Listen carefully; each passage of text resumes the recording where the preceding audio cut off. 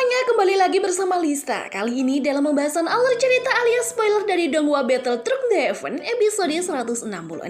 Namun sebelum lanjut videonya, seperti biasa, Lista kilas balik dulu episode sebelumnya, di mana sebelumnya diceritakan Shoyan akhirnya harus kembali bertarung dengan musuh lamanya, Feng Qing'er. Meski awalnya percaya diri, Feng Qing'er akhirnya kalah telak setelah poni kunonya dihancurkan tubuh kaca King Kong milik Shoyan. Kekalahan itu membuat Zhu Feng murka, tapi dia masih bisa menahan diri, namun Zhu Feng bersumpah akan menantang Shoyan suatu hari nanti. Setelah itu, suasana makin rumit dengan hadirnya Sun Er, Medusa, Yun Yun, dan Nalan Yanran, 4 wanita cantik yang pernah mengukir cerita dan kemesraan di hati Shoyan. Medusa merasa canggung karena sadar Sun Er adalah cinta sejati Shoyan, sementara Nalan Yanran diliputi penyesalan atas kesombongan masa lalunya. Sun Er lalu mengungkap keberadaan pohon bodhisattva yang dijaga binatang buas kuno.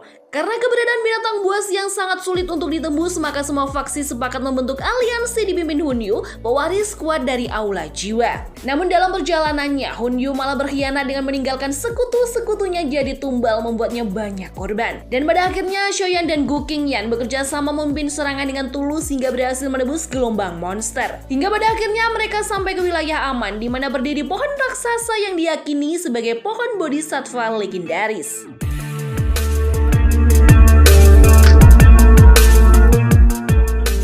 Meski keberadaan pohon bodhisattva sudah terlihat, namun sejatinya pohon tersebut masih berjarak sangat jauh. Karena itu, Shoyan segera mengangkat tangannya, memberi isyarat agar semua orang melanjutkan perjalanan tanpa berhenti. Dengan kecepatan penuh, rombongan mereka menempuh jarak puluhan ribu kaki hanya dalam hitungan menit. Hingga akhirnya sosok-sosok lain muncul di depan pandangan mereka, dan ternyata itu adalah Hunyu beserta para antek-anteknya. Dengan suara lembut namun penuh kewaspadaan, Shoyan memperingatkan rombongannya agar berhati-hati. Sementara itu jarak mereka dengan pohon kuno semakin dekat.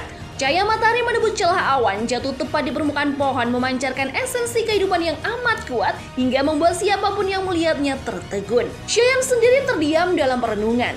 Ia mulai menduga bahwa pohon legendaris itu bukan sekedar pohon biasa, melainkan sudah memiliki kesadaran diri. Baik rombongan Shoyan maupun Hunyu kemudian berhenti. Hal ini membuat kelompok suku Ponik Iblis bertanya-tanya mengapa mereka mendadak berhenti padahal tujuan ada tepat di depan mata. Hunyu hanya menyunggingkan senyum dingin, menjawab enteng bahwa ia memang tengah menunggu semua orang.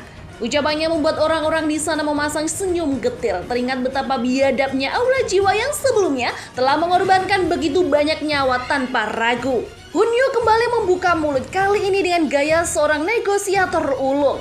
Ia menuturkan bahwa menurut gulungan kuno milik klannya, leluhur mereka pernah menjadi korban pohon kuno bodhisattva ini. Padahal kekuatan leluhur tersebut telah mencapai ranah Banseng. Gu Qingyan hanya terkekeh kecil, seakan sudah paham bahwa Hunyu sebenarnya tidak berani maju sendirian dan lebih memilih menunggu orang lain bergerak terlebih dahulu. Hunyu menanggapinya dengan senyum tipis tanpa sepatah kata, lalu melangkah maju mendekati pohon bodhisattva kuno. Sementara itu King Lin dengan wajah serius mengingatkan bahwa ada sesuatu yang janggal dari pohon tersebut. Peringatan itu membuat Shoyan spontan berhenti karena ia pun merasakan aura aneh dan perasaan tidak nyaman yang semakin kuat ketika jarak mereka kian mendekat. Kecurigaan itu segera terbukti. Dari cabang-cabang pohon setinggi 1000 kaki, cahaya terang berdenyut layaknya detak jantung. Pohon bodhisattva yang sebelumnya tampak tenang tiba-tiba bergetar keras, mengeluarkan suara benturan dan memunculkan 5 sosok dari dalam tanah. Sosok-sosok itu ternyata adalah boneka yang diciptakan dari elit Banseng.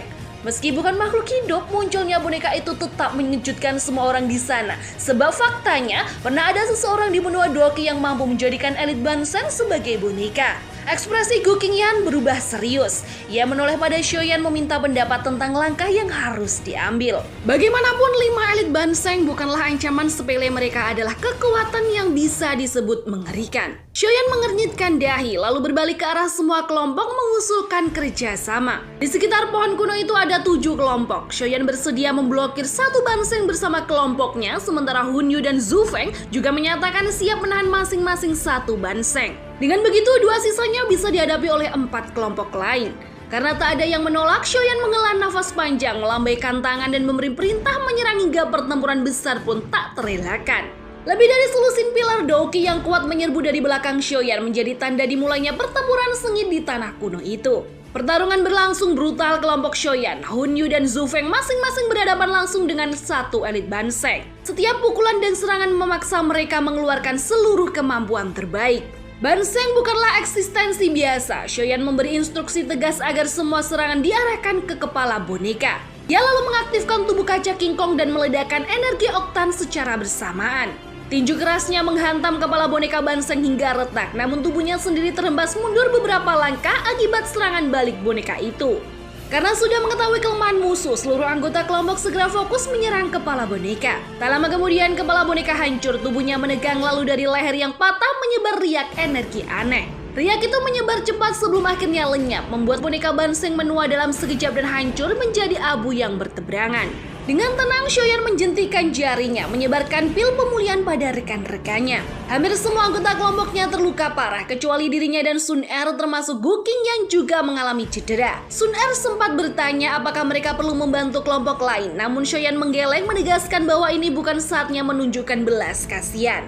Beberapa saat kemudian, kelompok Hunyu juga berhasil menghancurkan kepala boneka Banseng dan segera mengambil waktu untuk memulihkan tenaga. Sementara itu, kelompok terakhir hampir tumbang kelelahan setelah berhasil menumbangkan boneka Banseng yang mereka hadapi.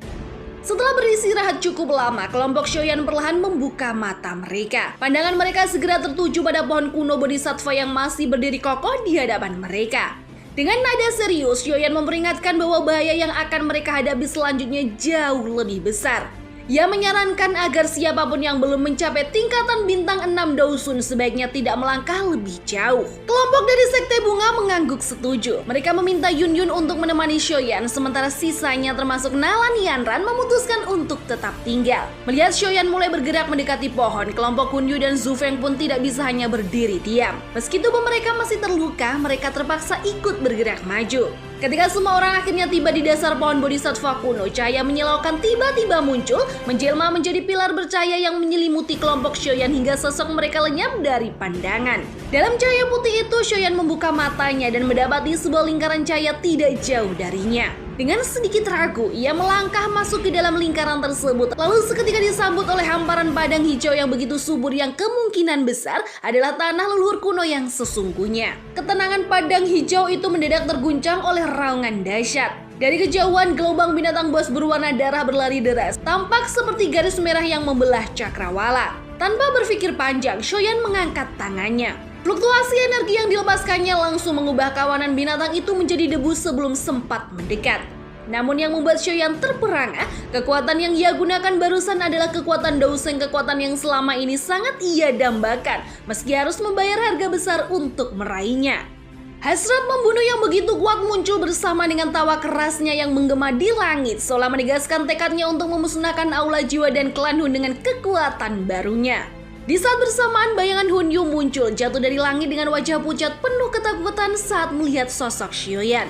Namun semua pemandangan itu hanyalah ilusi yang diproyeksikan oleh pohon Bodhisattva kuno. Senyum Shoyan tampak asing, berubah karena padatnya keinginan membunuh yang meliputi dirinya. Wajahnya mulai terdistorsi seakan kehilangan kendali. Ia samar-samar merasa ada sesuatu yang salah, tetapi pikirannya kacau sehingga ia tidak bisa memahami apa yang sebenarnya terjadi. Saat kesadarannya hampir lenyap dan kakinya terangkat untuk pergi, tiba-tiba cincin penyimpanannya bergetar memancarkan hawa dingin yang menyusup ke dalam kepalanya. Hawa dingin itu berasal dari benih Bodhisattva yang akhirnya menyadarkan Shoyan dari jebakan ilusi pohon kuno tersebut. Dengan nafas beras, Shoyan menyadari alasan mengapa para ahli hebat Banseng pada akhirnya dapat diubah menjadi boneka oleh pohon legendaris itu. Sekelilingnya kemudian hancur, membuatnya sadar bahwa ia kini berada di ruang hijau giok dengan sebuah pohon kuno Bodhisattva menjulang setinggi lebih dari 100 kaki di hadapannya.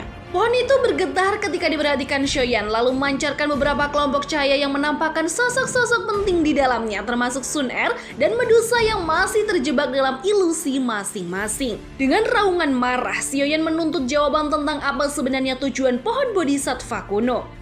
Amarahnya meledak, api surgawi menyembur dari tubuhnya hingga membuat pohon itu kembali bergetar hebat.